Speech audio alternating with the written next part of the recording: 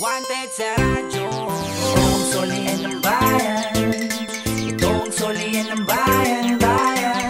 Meron dapat na tayong panawagan ngayong araw na to. Kaya lang, bago pa man natin panawagan, makukuha na. Attorney. Ganun kabilis. May nagsoli po sa atin ng wallet, si Mr. Edgardo Macabutas. At napulot niya po itong wallet noong September 1, ng Friday po, alas 5 po ng hapon, sa may Project 8 QC. Sa kalsada, ha? Sa kalsada. Hindi ito sasakyan. Opo, kalsada lang po kung saan ito pong wallet, mga kapatid, ay naglalaman lang naman ng 23,000 pesos. Tumataginting na 23,000 pesos at may mga cards, ATM, membership cards, and yung driver's license po ni Mr. Constantine Sia. Ayun. So, dapat ipapanawagan natin siya dito. Kaya lang, yun nga po, hini-heads upan din po namin yung nakapulot para po sana ma-inform na nandito po yung wallet nila. And nung kanina pa lang umaga na tinawagan ni Irish, yung may-ari, agad-agad pong dumating si Mr. Constantine. Kaya dito na sila magtatagpo. Yes, attorney. Ang pamasko para kay Sir Constantine Sia ang pagsuli. Yes po. Sir, paano nawala? At paano, para lang maano ng netizens natin kung paano dapat tayo mag-iingat sa mga gamit natin?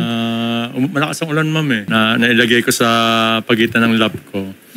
So pagbaba ko ng sakyan, nahulog. Akala nyo na isuksok nyo na sa belt bag? Siguro dito. Oo.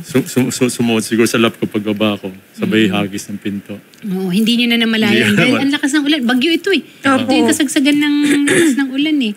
Samantala, nasaan naman po kayo, Sir Edgardo? Malakas po yung ulan. Nagpatila pa ako ng ulan, ma'am. May bibilin pa ako sa lugar na yun.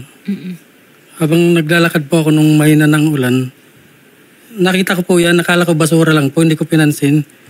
Tinadyakan ko na mahina po yung wallet. Pag nung umangat, nakita ko may pera. Pinulot ko, tumingin muna ako.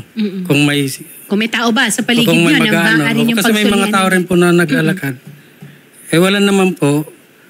Tumawid ako, bumili ako doon ng gulay. Yun, umuwi na ako sa bahay po. At doon Hawak-hawak ko siya. Nilagay ko sa bulsa ko. Pero ang nakakatuwa nito, Shari, ay kung paano sila pinagtagpo ng tadhana na pareho ang negosyo nila. Opo. Tama ba ako? Nasa buy and sell business. Tama ba ako, Sir Constantine? Yes. Oo. Buy and sell ng? May maliit kasi akong lupa na ilang mga 4,000 square. Bumibili ako maliit na baka kasi naalagaan ko. So, livestock. At nagkataon rin, si Sir Edgardo ay Ganun din po, namimili din po ako ng pailan nilang baka, kalabaw. So ito po, attorney, ibigay po natin para mapacheck po, Mr. Constantine, ito po yung wallet po ninyo.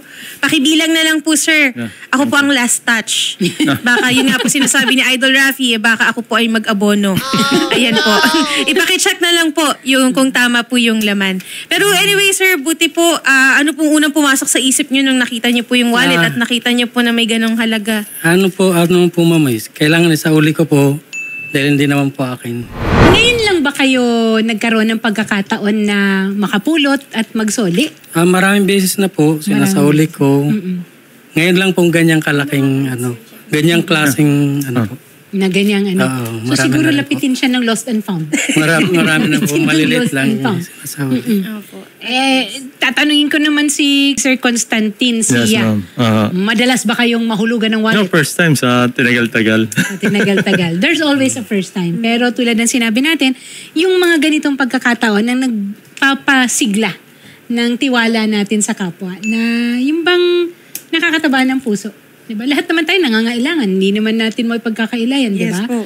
Pero mananaig ang isip natin na yung kung anong tama at maibalik natin sa kinauukulan. Yung hindi sa atin. Yes. Dahil hindi natin alam kung saan din patutungo yung nahanap natin na yun. Tama po. At sigurado ako na ang kapalit nito, ang biyaya nito ay higit pa. Tama sa po. Inyong nakita or nahanap. So, Mr. Constantine, tama po? Yeah. Okay po, kumpleto Thank you. po. Kumpleto, ma'am. Kumpleto. So ito, Attorney Aina, at sir, ito po yung 1,000 pesos cash reward po Yan. from Salamat, Rafi Tulfo in ma'am. Action. Thank you And sir, babalik po kayo sa aming Gawad Award. Yes. Parangal. Magbibigyan po kayo ng plaque, ng medalya bilang pag-thank you din po sa pagiging honest niyo po dahil sa panahon ngayon, napaka-rare na lang po ng mga ganyang tao no, na mapagkakatiwalaan.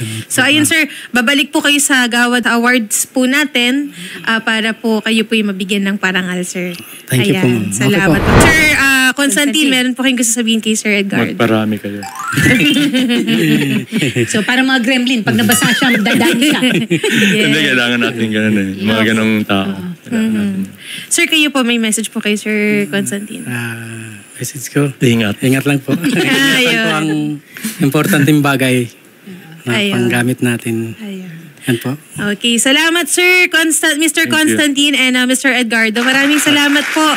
And pakiingatan na lang po sir ulit yung ating gamit. Salamat po and Thank you see you po. po. Thank you po. Tony. Mabuhay po kayo. Okay, thank you, Salamat. Ma'am Sherry. Congratulations. Resolve ka agad, no? Oo. Ka agad tayo. Yes, salamat sir, salamat. Kamusta mga kapatid na ngayon ay nakatuto na bagamat nakakaranas di na makapagsubok ay hindi pa rin nawawala ang pagiging tapat. Ang ganitong kaugalian dapat manahin ang lahat. Taxi driver na nagbalik na perang libo-libo na naiwan ang nagmamadaling pasahero. Ngunit ang pagiging totoo ang ipinamalas na ibalik ang mahagamit, gadget, pera at alahas. Ayan ang isa sa ipinagmamalaki ng bansa. Ang mga Pinay na talaga ang mapagkawang gawa. Walang mahirap na buhay kung ang puso'y may katapatan. Kaya nararapat lamang na kayo ay gawaran ng karangalan. Mga pulis at tanod ng barangay, pamilya driver, bumbero, pati na kasambahay, executive, guardia, pati na rin ibang lahi. Ang tunay na kabutihan pa rin ang namumutaw. Wanted sa radyo. Solian ng bayan, Wanted sa radyo. pinagkakatiwalaan. Wanted sa radyo. Dito di ka nagkamali, lahat ng yung sinaole sa may